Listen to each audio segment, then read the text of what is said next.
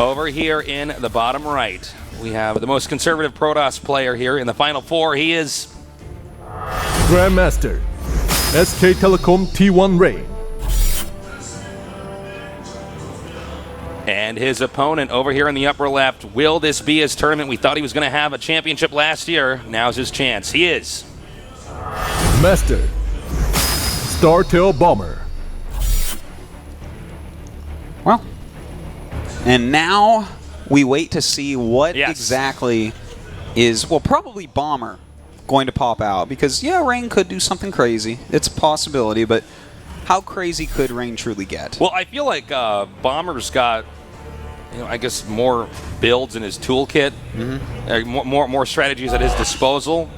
Whereas, with somebody like Rain, for instance, it's just expect him to defend, like Karate Kid, wax off, wax on. I actually want to go over something with you, Tasteless, because Yeah, we let's talk do that. about stuff like this specifically a lot. Like, cheesing in the first game of like a best of 5 or best of 7. Oh yeah, we've you talked and I about this both a lot. like Actually, that a lot. Even off camera, we talk about this a lot. Yeah, and to just kind of review the types of things that Tasteless and I think about that, it's oftentimes something like you're a little bit more nervous in the first game, so to decide it quickly and possibly get the win there, it can be very nice. Throws your opponent off, makes a more defensive stance for the rest of the time.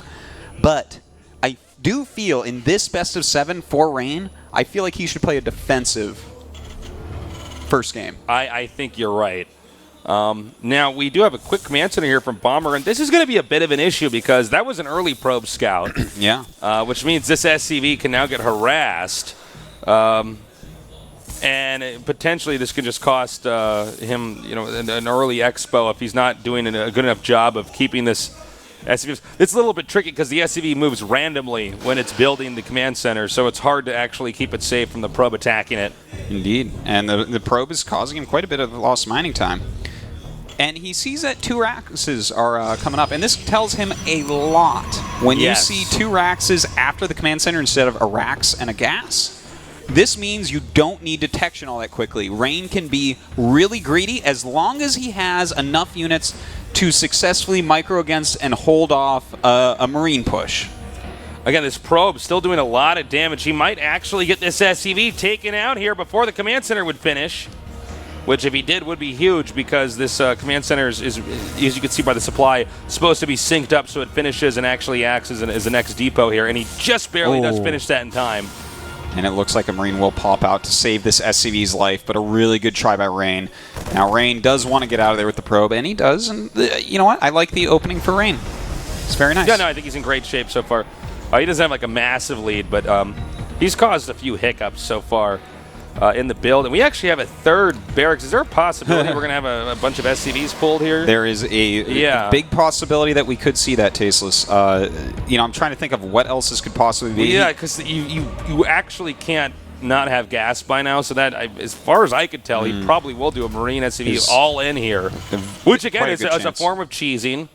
It's how we saw Maru beat Innovation, some way to do some crazy all in and deflect it. And he's still not getting any gas, so we will see about that. The Robo does come up, but he's still got just 1 gas. This is going to be a problem because there's a high chance that our Protoss player Rain might get a sentry coming up here, which will not help him in any way. Yeah, I would just stall it out momentarily at the bottom of that ramp, but the natural could be hurt. Now, Bomber is getting a couple gases, so this is the one other thing it could be, is that when he hits with his first push that has medevacs in it, his army is going to be a way different size than what Rain expects. Because in PvT, in the early game, your aim as a Protoss player is to have exactly enough to make sure the Terran can't do anything to you. Early game PvT is a bit of a tightrope walk. It is. Protoss. It's a big balancing act of having the right combination of units to hold off that attack that is going to be inevitable here. So, as we saw there, he does get the gases, so this is not going to be that SCV pull that we thought it could have been. Yeah. So, I think this is just going to be like a really Marine-heavy attack that he goes into, and oh boy, is it going to be Marine-heavy. But, This well, 3 racks is This is tasteless. Marine heavy attack. Oh boy, it's going to be Marine heavy. It's gonna more Marines than I've seen in an early game attack in a very long time. Tasteless, that's for sure. So looks like the eBay's almost finished for the Protoss. We have the Twilight Council as well as the Forge. Warp Gate literally just finished. And I gotta say, I like where Bomber is so far now. Now that he's teching up, you're right. This could throw Rain off big time with this attack that just could be so strong and knock him off balance. Yeah. And you know what Rain is doing right now? He's by the way, the new patch is out, and I love that this is built into StarCraft now that you can zoom out like that. Yeah, I'm actually really. It's nice because occasionally we get battles that are so big we can't capture it on the entire screen. Yeah. You know. So cheers to Blizzard for doing that. But yep, they keep improving this game. Now, Rain is doing just a slightly safer, slower version of a build that trapped it against Supernova already in this tournament, going for a very quick Warp Prism with very quick Templar Archives. And when your opponent plays like his opponent is right now, you can do something like this and get like a pretty quick Storm and get that Warp Prism out. All right, so that Warp Prism is moving out now. This is a good way to pin Bomber into his base, because if he tries to leave, then you can fly in there with that Warp Prism and do a lot of damage. Yeah. Well, we'll see how much damage he can really get done. He's going to probably wait, because he does have good vision on the map, to see when Bomber leaves his base, because that is exactly when you want to go in and harass, because they're not going to have units at home. Right. And if they have to walk back, it's already a victory, even if you kill nothing with your 3 Zealots. Well, you've stalled them. You're controlling their ability to move around on the map. Yeah. Now, I would expect Rain to not arbitrarily run in here, because that not only should not be effective, but also then he knows there's a Warp Prism outside the base, and he can try to get some fail safes for that. Very true indeed. But Terran's moving out now. Okay, so when you let the Terran get far enough out in the middle of the map, that's when you want to send the Warp Prism in. Protoss does have that armor upgrade, by the way, so the Zealots are going to be a little bit meatier here. Yeah, and you know what? This is a lot of Marines, as mentioned previously, Tasteless. Now here comes the drop. Now Rain, this drop probably will do some decent damage, but he really needs to defend at home. That's the only thing he needs to pay attention to. He must hold this push. Yeah, and you don't want to overcommit here and send too many Zealots into the main or the expansion here of Terran, because they can just run you over. And now we have a drop coming up over here. This is going to create a nice concave. He's not attacking with everything. There's actually still units inside the medevacs here. And those force fields actually working against the Zealots after a little bit, but Rain has a pretty decent amount. He has to be careful here. His Psystorm just finished up, but no High Templars that I can see. Command center now being hit. And it looks like Bomber just barely going to clean this up. But again, he's attacking in here, and I don't know if there's actually enough to stop this right now. Yeah, this is just more units than what Rain was expecting. He was playing as if it was a more normal build. More tech heavy, I guess you could say. Yeah. Build. Nice control here by Bomber. It's really just that Nexus cannon defending. Now Bomber's base back at home.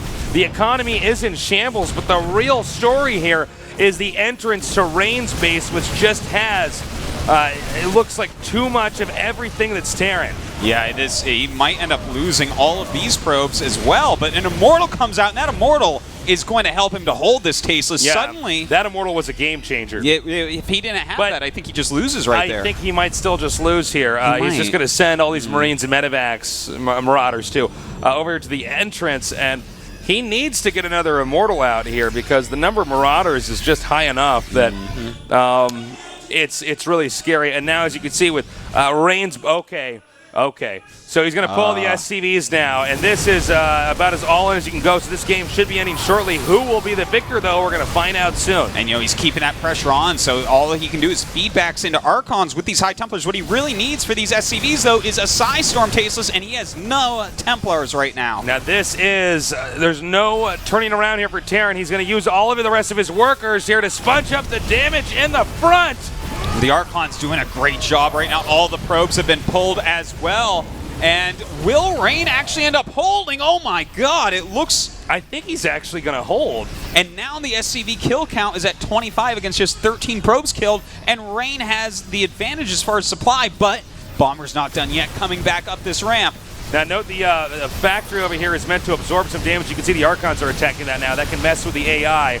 That actually might be a game changer right here at this moment. Oh, this is getting close. He's trying to save energy on these 2 High Templars, although medevacs are very low right now, and he continues to use all the probes. He needs every hit point possible, because if he breaks his push, he can win. All right, all Protoss has to do is survive for the next minute or 2 here, but it looks like Bomber just... Whoa! Big Psystorms going down. A ton of medevacs falling as well. Does he have enough to actually hold? That Immortal looks like it will be picked off, and that's quite a few units everything left. Terran is just not quite dying right now. Well, he does still have a little parade of units pushing down across the map, and it's 23 probes to 17, but I feel like there should be just barely enough stims left that this army can continue to kite. The Terran army can continue to kite the Protoss army, excuse me. Well, he does have a couple Archons. He's got to actually connect, though. He's having such a hard time with that. Bomber's trying to target those down. He's actually skipping the Zealots, knowing he can out-micro those any day. Oh my god, this is so close, tasteless, but Is there enough for a Nexus cannon? No, not at all. Oh, really? Okay.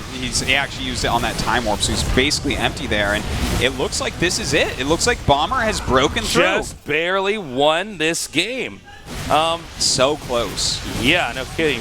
Really close. Now he's going to try to warp in Zealots over here in the main, but yep, that's going to be a GG. Wow. All right. I tell you what. That was a hard...